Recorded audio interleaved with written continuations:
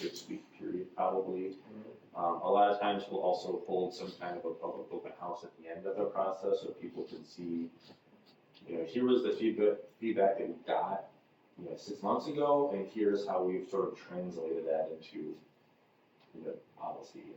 And some of it is just simply reaching out at public events and talking and.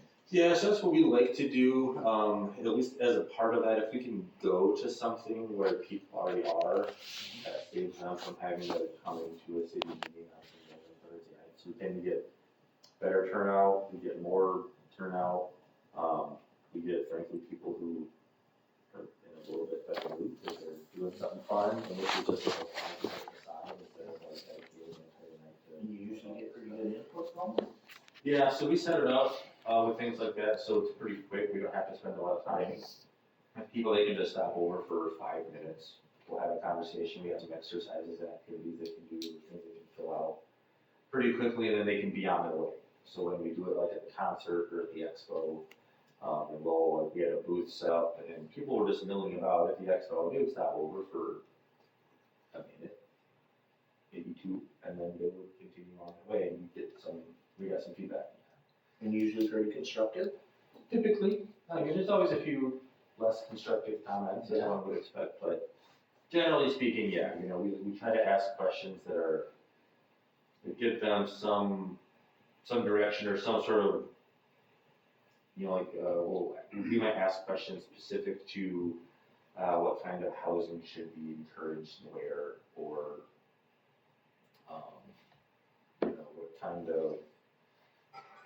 what kind of land uses should we encourage, or what kind of design ideas should we focus on for the downtown or for State Street or something like that. So I'm thinking about like a commercial strip, like you might have in Greenville or Lowell or something here.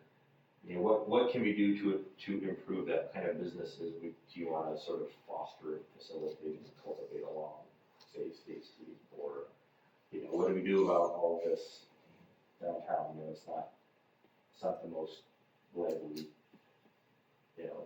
downtown because of how it's developed over time. So just soliciting ideas, for businesses, or thinking about ways that we can sort of reconnect the city in some ways, either around what's currently there and how we deal with those sorts of limitations. We'll try to find a way to ask. Thank you. Audrey?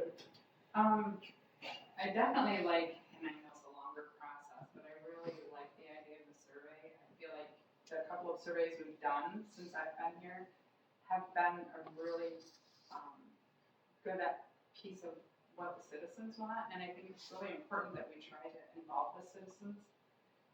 I heard that a lot before I came to the committee, that, it's only certain people making these decisions and we're not involved, and of course you don't see people here, so that's a way to get them involved. I really like that idea.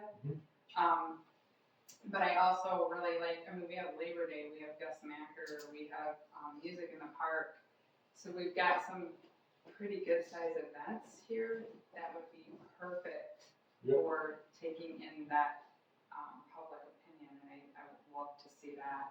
Yeah. And the high school, I think, is a great place to start as well. The middle school, I was like, I think they're kind of young to really, they can come up with some great ideas, don't get me wrong, and I love involving the youth. But when I'm thinking our high school students are soon going to be part of our voting members, and maybe they've got some great ideas, and that's a good way to involve them and get them initiated into making some adult decisions and getting involved, and so I would love to see that. The other question I had for you though was, like throwing out some ideas and giving them some suggestions. Would those come from us, or is that something that Williams and Works would put together, or how do you come up with those? Yeah, both. So typically, we'll come up with some ideas. We can certainly, run them past you as kind of like, here's what we're thinking, and then solicit feedback from the planning commission. We can email out like a copy of what the boards might look like with a PDF, and then if you see something in there that maybe needs to be adjusted or a category is changed or something like that, then, we can make that change. So it's, we'll do, sort of the line share of the upfront work, but it's all gonna get sort of look through that process. We would provide it to you, in an email, and then you could just write back to me directly and just say, this is what I like, and we can kind of figure out from there, sort of what works for everybody. Typically, we're pretty good at, I think I know Belding well enough to get a pretty good handle on what some of the categories and questions would be, just from what I know about the things that are going on around town. If we do something like a survey, whether it's a written mailed survey that's printed out and mailed out, or if it's a digital one, we'd give you a copy of that at a meeting at some point and have you go through it kind of question by question.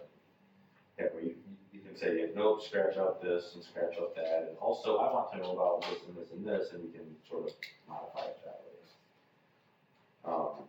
With the surveys, when we do I don't think I have one listed. When we've done the mailed surveys in the past, I do them as a self, we have a business group email account, so we'll do them as like a self-thing. And so I have to post it on and anything that could hit the mail contact to our office.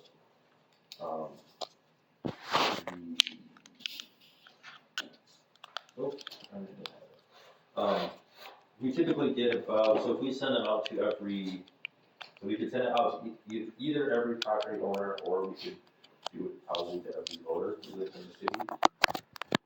If you mail it out, we typically get about 25 to 30% of them back, which is pretty good. 25% is kind of what we aim for. We're pretty happy with that. And we've seen them as low as probably 17, 18%, and as high as 30 to 33. That was pretty unusual to get a third of them back. That was really high. Usually it's about a quarter. That's kind of what I think. So we sent out, 2,000 of them. We should get 500 back. And you could send it to everybody, or you could do like a simple random sample or something. And obviously, how many you send out drives up the cost, because it costs a lot to print. The post office are ridiculous on business reply. It's like $1.50 a piece for everyone that goes back to our office. Plus there's outgoing postage. It's like the bulk mail thing. So it gets expensive when they come back in, but again, it's also kind of worth it because you get a lot of data for, if we had a public meeting where we had 700 people show up, it'd be like the most successful public meeting that we've ever had. It'd be crazy. Unmanageable almost at that point, but this gives us a lot of data points for, fairly, on a sort of per person basis, pretty cheap at the end of the day, but there can be some costs associated with those. Online ones are cheaper and faster. They probably don't get as wide of a swath of residents because you're not physically mailing them a copy of the survey. If you have to go through the effort of getting on computers, getting on the phone and doing it, which for most people isn't that difficult, but when you have a lot of older residents, that can be more difficult. So we typically see that a mailed survey is heavily skewed towards your senior population, and the online ones are a little bit more representative of your city, but the response usually isn't as good. Terrell? Since I was voted on city council, one of the things that has been brought up is communication and community involvement. One thing that we talked about a while ago is possibly having city council meetings in different parts of the city just to get people involved. So I really believe the pop-up events in the community are a must-have. Like we can't just sit back in this room and wait for people to come to us. Yep. So we have to make sure that we're doing our best to hit the whole city as best we can with pop-up events is what I believe we need to do. And then do our best to market and voice this and announce it as something that is extremely important to Belding's future. If you don't like where Belding is, if you don't like the amount of businesses we have, if you don't like that we don't have a certain amenity, if you don't like these things, this is the opportunity to help build Belding's future. And your voice, this is how your voice is heard during a master plan. And so I would love to do as many as we possibly can within financial reason. But I would want as much community involvement as we can possibly muster. One thing that I did see doing some research is they had eventually, when plans were starting to develop and you had visual representations of the future of Belding and land use maps and what's going where, what could go where and stuff like that. There was just almost a table as big as this, and people were just able to come in and view, and they had sticky notes, and they were able to write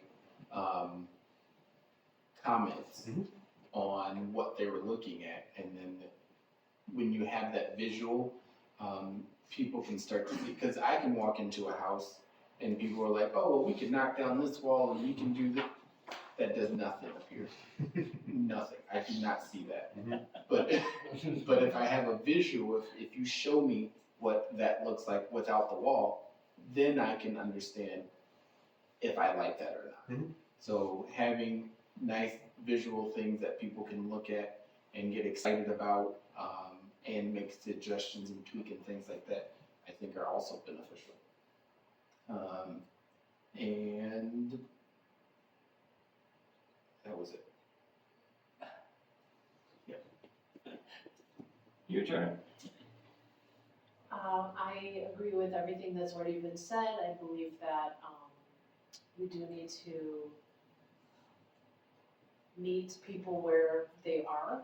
So definitely the schools, the pop-up events, the surveys that are both mailed and digital. Also reaching out to the different age demographics and interest demographics.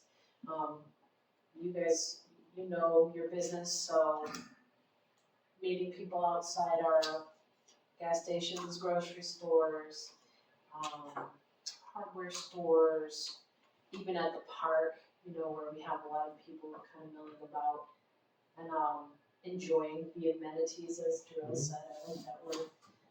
And then asking and surveying in different formats too, because again, people do better, some with face-to-face interaction, some with the written, some with the electronic. And then the first thing you said was you were wondering about rewriting and just wanting confirmation. Yeah, so we had talked about, John and I had talked a little bit about sort of, how far into this you want to go. So you have a master plan currently that was adopted in 2009. It's in pretty good shape for the most part. I mean, it's not. Master plan's built 15 years old, it's not that old compared to a lot of communities. Yeah, I mean, It should be done every, what? so you're required to look at it every 5. Some communities update stuff every 5 years. I don't think you need to do that in most cases. But most communities will do at least a minor update every 10 to 15. Last year in Rockford, we did a complete rewrite and it had been 20. So they had like a 2002 plan, then in 2022 they kicked off and just redid the whole thing for them. And we don't know when our current master plan, we don't know when that was actually developed, correct? 2009. That was the last update. So I have something called the 2009 update, which was adopted June 16th of 2009. To my knowledge, that is the most recent iteration of your master plan. So you're going on 15 years now.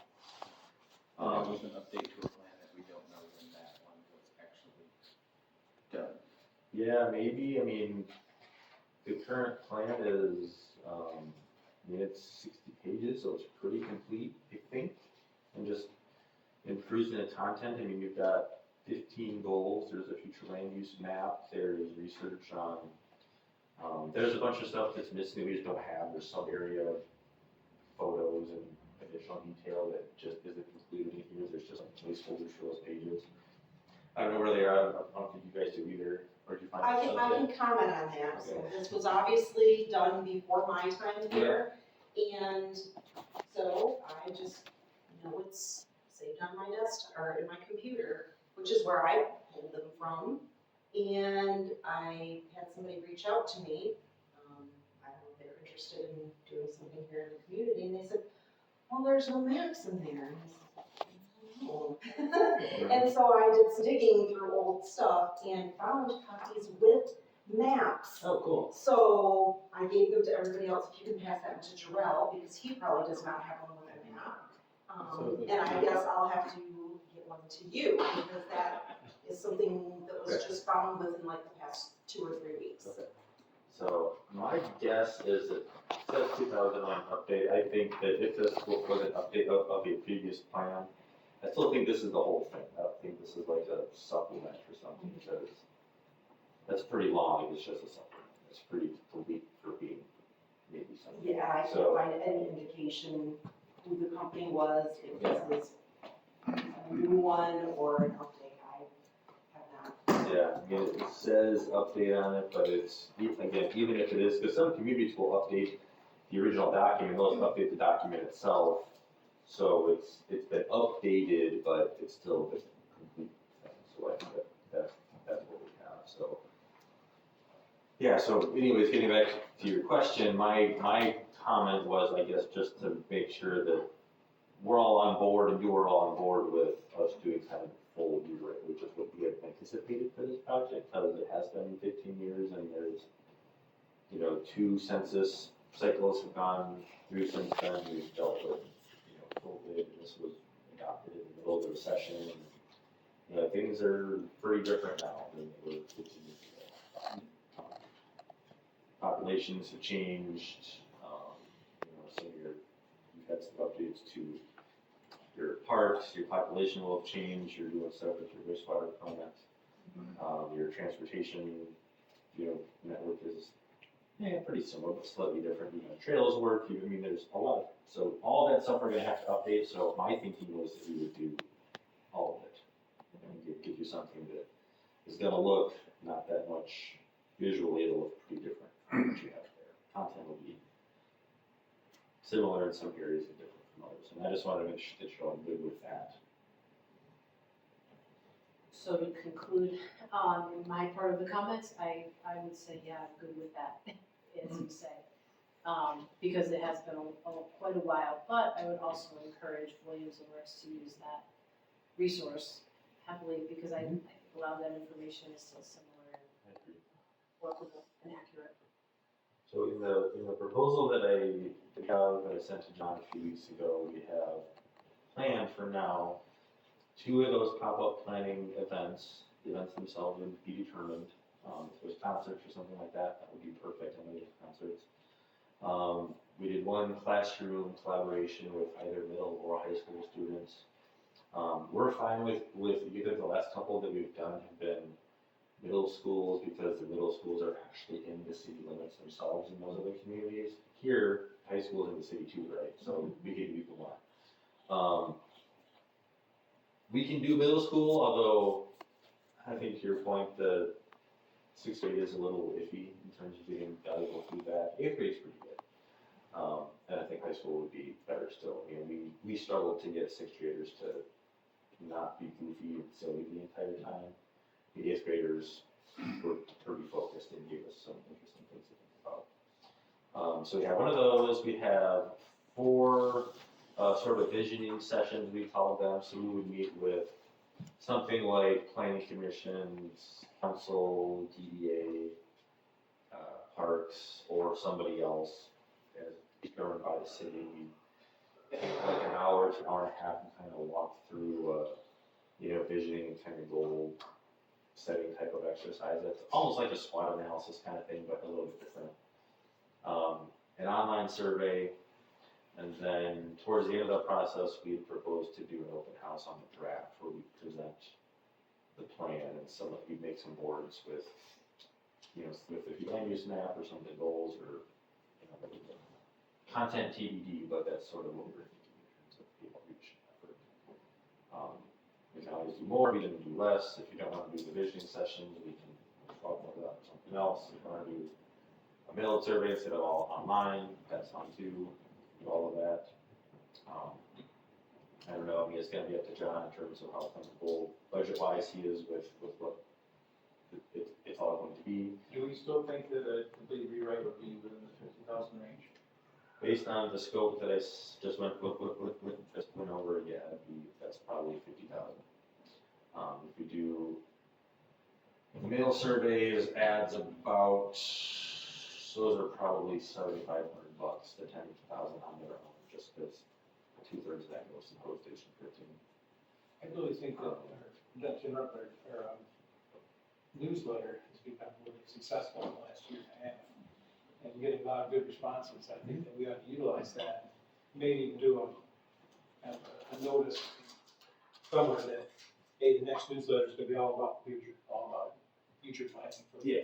the city. So get ready for it, be ready to answer some questions. Is it a mailed newsletter? Yes. Okay. So we refine that mailing list so that it's city residents. It used to be zip code, it used to be, what was the other one? Post office, zip code, and there was one other, but once we refined it, just the city. Mhm. And it include taxpayers, so if you own property, you live somewhere else, you get a newsletter, you get a check. And the newsletter is mailed, it is also posted on our website, and I post it on Facebook as well. Yeah, so like with the newsletter, we could even put together like a little blurb with a QR code on there that says, hey, we're updating the master plan, we've got a little column about it. Put a code on there and the link so they can just hit it with their phone. It would take them right to the online survey and they could take it. The last survey that I did, this animal survey, I did add a QR code to it, and I would say about half my responses came via email, and they came, well, because that's how our web designer did it, but I had a lot of responses very quickly. Yeah, that's usually what we see with online surveys as well, and even the mailed ones too, is you get 90% of them come back in the first 3 days, and then it tails off in time unless you do another big push. I mean, I'll probably still get some 6 months down the road, but no. that happens. Yeah, but- and we use like, Survey Monkey or something like that, so you can set a beginning date and then just have it shut off on some other time. We can put that in a file that says the survey will be available until July 31st or whatever. But I do agree, I think we get a good response when we use the QR code, and we, it is, age-based, and, but we still get a good response too with what we sent out. I think some of our comments were that they like the surveys and to keep them coming, because I think this animal one was the 4th one I've done? Seems like third, fourth. 3rd or 4th, it's at least 3, it might be 4, but. You did the one on marijuana and the one on Trash. Reynolds, trash. Reynolds, that was a good one. Yeah, there was 2 at the same time. Yeah, so and we can work with you guys to sort of figure out the best way to get that kind of maximized. And when we have our music in the park, I can probably tell you which bands are gonna be better attended, I think, than others. Yeah, absolutely. So we should be able to go to those. We have our own little 10 by 10, Amazon tent. We got signs and easels and the whole tablecloth, we'll set it all up. So we just show up, find a good place to set up our stuff and catch people going in and coming out. Set up that food. Set up our food. Yeah, But there you go. Yeah. Keep it those trash. There's food there, that would be perfect. Yes, I'd rather food in the bathroom, probably. The only concern that I'm seeing with online, is doing online, and I get it's a cost issue, 100%. I'm just worried about our older population. I know I'm caring for an older lady myself, that was a big complaint for her. She didn't have a computer, she didn't know how to use a computer, and so she couldn't get her opinion out there. You can have my mother's. Yeah. I mean, she was 98 years old when she Yeah. passed, and so she didn't go out to community events, and she didn't, but Yep. she was a big part of this community. She was born and raised here, and it was really important to her. So I really feel like we need to come up with a way to reach Yeah, that. That's why I like the surveys. I don't know how widely utilized it is, but typically whenever we do an online survey, we'll include something that says, if you want a paper copy. Okay. So we could say either, send us your address and we'll mail one to you, or stop by City Hall and get one. Again, if someone's Okay. 98 and they're gonna have a hard time getting out of their house, maybe ask them to drive down to City Hall is Right. harder that than would've getting them to been use a yeah. computer, but I mean, there are other alternatives that Right. we can provide, even if it's just, we print, 50 of them and leave them at City Hall, and if someone needs one, the staff can just, put a sticker on one and just throw it in one real quick. Okay, Maybe that's not that I hard. do like that, just so there's an action for that older You community. can manage that with Right now, your plan is set up for 2 pop-ups and 4 visuals. 2 pop-ups, 1 classroom collaboration, 4 stakeholder revisioning sessions, a survey, and then an open house at the end of the process. And the 4 would be with like Parks and Rec, DDA, groups like that? Yep. Okay. But if we still could go to maybe 3 of them and 3 pop-ups could be changed if possible? We can make that decision, or? Yeah, I mean, you can do as many pop-ups as you want.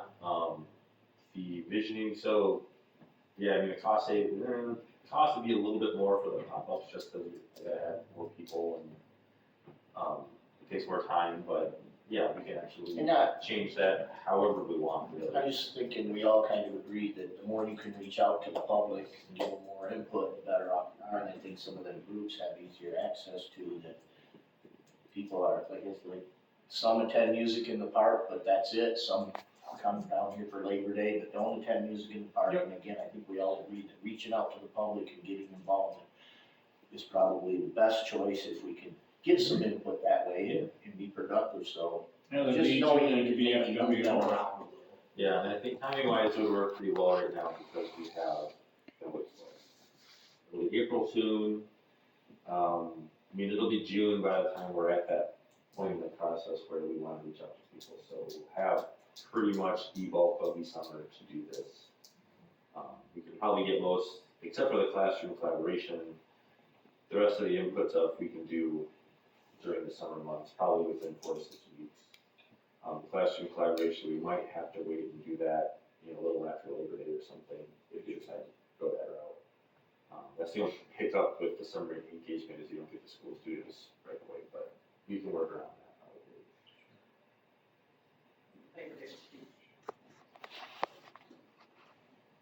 Any other comments, questions? So, I have a question. Just so I like to know all my options. So is there something that we aren't getting because we have a $50,000 limit or budget? Is there something that your expertise is like, if we were at 55 or 60 or whatever, is there something that we're not getting because of our $50,000 budget? Not really, I mean, the only, so you could, obviously, if you wanna do more engagement still, you could do more. I don't know, so I mean, what we've proposed here is pretty comprehensive, in my opinion. This is similar to what we did for the Rockford plan. The only other thing that wouldn't be included with this that I don't even know is necessary is that some plans will also include like a specific neighborhood or sub-area plan. So sometimes they will include an entire chapter and effort that's focused only on State Street or only on, design options for your downtown or something like that. So something like that isn't included as a specific separate effort within this process. It'll still be addressed, but if you want something extremely detailed, we're not doing, this doesn't propose anything like that. But otherwise, no, I mean, this would give you comprehensive, completely functional, up-to-date, professionally designed, polished. I mean, for what it's worth, the Rockford Plan won that award at Planning Conference last year, so.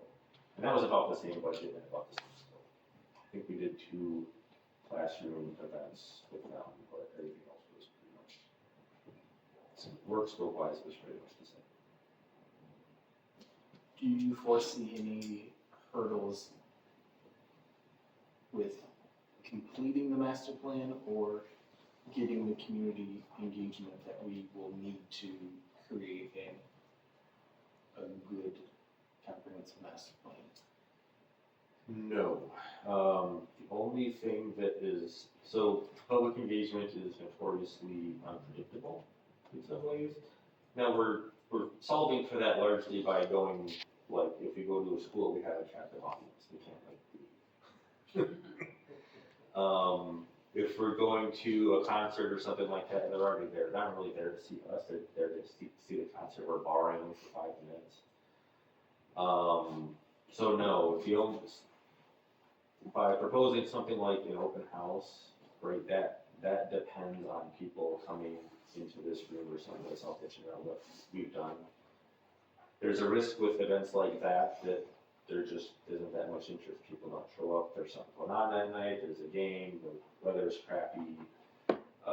You name it, right? I mean, some of these open houses we have 150 people show up, and sometimes we have 11 people show up. You just don't know what you're going to get usually until you're standing there and your room is full or your room is empty, and the money is pretty much the same whether 100 people show up or 3 people show up. So that's really the only potential issue here, but all of the engagement that we have proposed here isn't something where we have to worry really about turnout.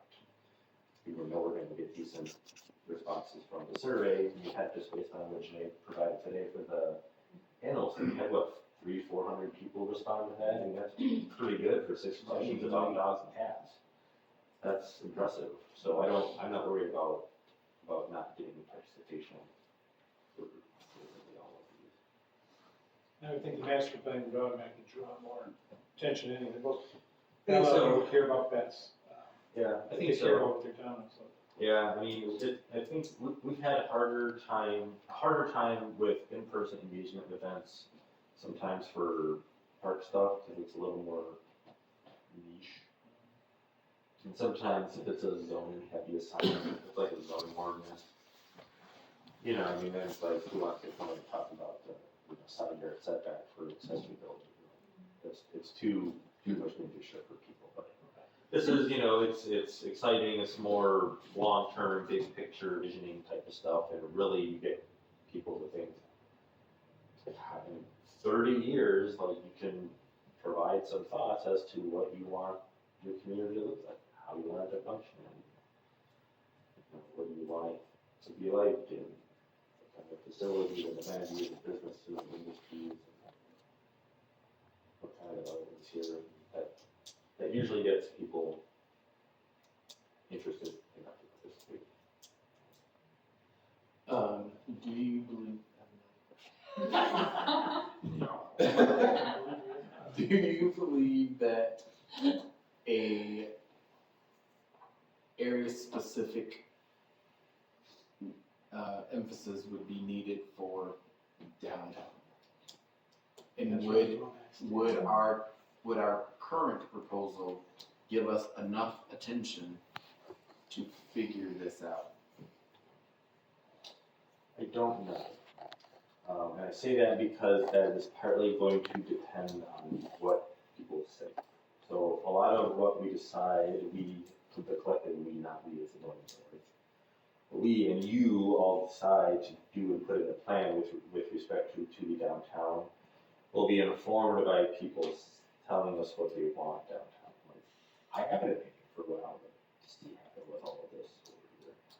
But I might be all by myself out on an island here with this idea, so it's not really up to me. It's up to you guys, and more importantly, it's up to the residents to tell us what they want. So that could be something later on where we would say, we need to have some more focused, some more focused meetings or community meetings or visioning, or maybe we need a more really graphics intensive, design, like a placemaking kind of a concept down there that's really illustrative.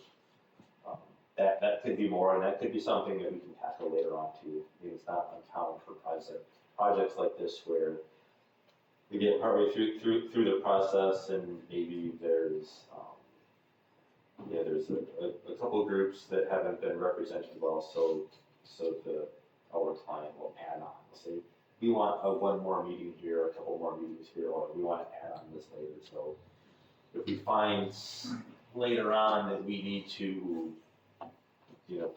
push pause for a month and a half and do some more focused and intense planning for the downtown, for example, we could do that too. But I don't really know what that looks like until we start to reach out.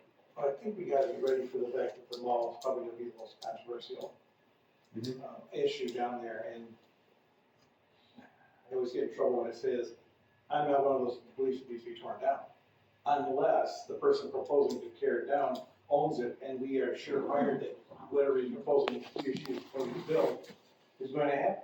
Because the worst thing that happens is somebody tears it down, you got a hole in the middle of nothing, basically. You have a giant parking lot, but nobody to pave it.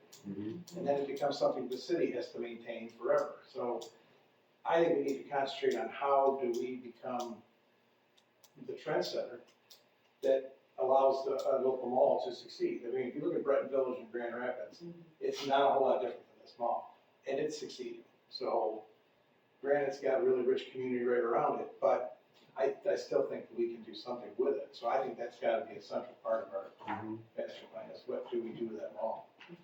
And We gotta maybe, make our city to where people from the outside wanna come in and open up a business in the mall. well, and if we're gonna if we're gonna attract people to come and comment on it, I'd say we attract them to come to the mall one night, because there are so many people who believe that the mall is destroyed on the inside. They think that there's graffiti all over everything, that there's windows broken out, the ceiling's falling in.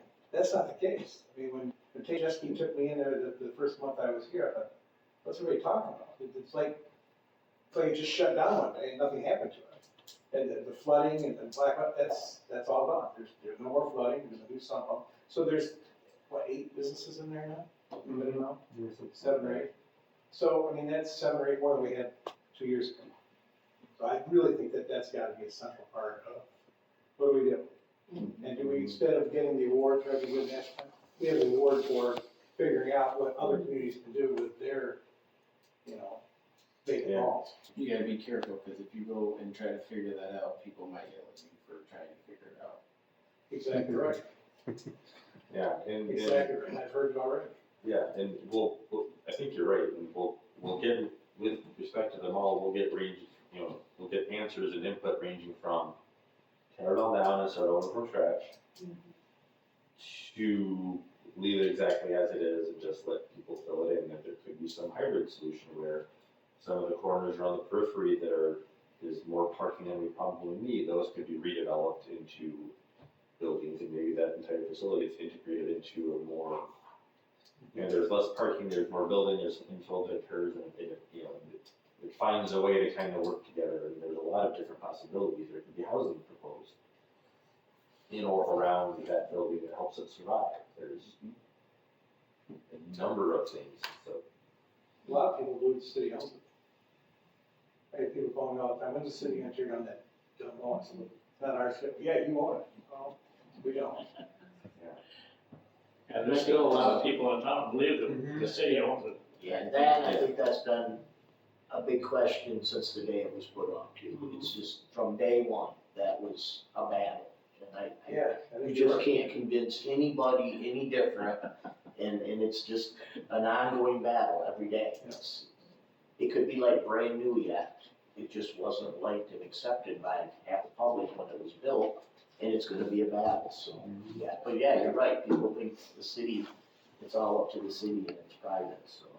And the nice part about it is when you're doing your master plan, this isn't a vision for that area. So it could be, like you said, a hybrid of what's there now and what we would like to see in the future. Is there part of it that we take down and whoever owns it, updates a smaller portion to this nice thing that's attracting people and businesses to it, and then we bring Main Street back, now that our, City Hall is gonna be on Main Street now. There's a whole lot of things that you could do, it's just creating that vision and seeing what the public would like, there. So I think that's why I question is because it is a point of contention in the city. And we would like to have a vision for what that area is gonna look like in the future, and I just wanna make sure our current plan, is going to allow us to create that vision. I mean, irrespective of kind of what we hear, it's something that we fully anticipate addressing. You can't write a plan for Belding and not talk about the mall, right? It is impossible, because it is such a large piece of property centrally located. And we'll sort of have to figure out, and working with the public and working with you guys, sort of how we determine what happens. And you're right, because it's privately held, you can't just say, yeah, well, you're just gonna have to tear it down. I mean, they wanna keep it, and if they can keep it open and they have viable businesses in there, then it can stay there forever. So, in that reality, at minimum, the planning commission of the city is gonna have to really think about, well, what can we do in the interim around land that we can have some say over, or when properties do redevelop, how can we make it so that redevelopment project works with everything else that's in the city, whether it's infill or whether it's something else. And we looked at I think it was before you were here, John, there was a Walgreens or something that was proposed for one of those lots up the street, and at the time, I told John, like, I had major concerns about how this thing was designed, and they never ended up building it, to my knowledge, or it's not there, I know, but I don't know why, but but some of those things, thinking about how new development infill projects on empty lots or how we're gonna make those work within the vision, and connect to this and work with this as best we can, and it's gonna stay there. We'll see what people say. Well, it's interesting, because we have some success stories, I don't think anybody realizes. They're closing Family Dollars, Dollar Trees, and Rite Aids all over the place. And none of our three have been anywhere on that list. And I think Rite Aid was technically because Walgreens wasn't here, because if you look at the list of all the Rite Aids, I actually checked, every one of the cities that had Rite Aid going away had Walgreens. One time, didn't Rite Aid talk about buying that property for that purpose to avoid it? Rite Aid did buy what is referred to as the Brymire lot, so it's across. Across from the fire station. Yes. Yeah. And it wasn't And they built did there, purchase was it, and to keep now somebody else building. they did purchase it, and I'm feeling like They purchase it and they are supposed to be building it. they are supposed to build it, I think it's That was like the within, understanding when they purchased it. wasn't it within like 4 or 5 years? I'd have to look at it, cause I know that was. Yep. It was. Well, there is obviously some COVID point, time, there is a so- problem with Rite Aids. They're not successful, they are closing, but I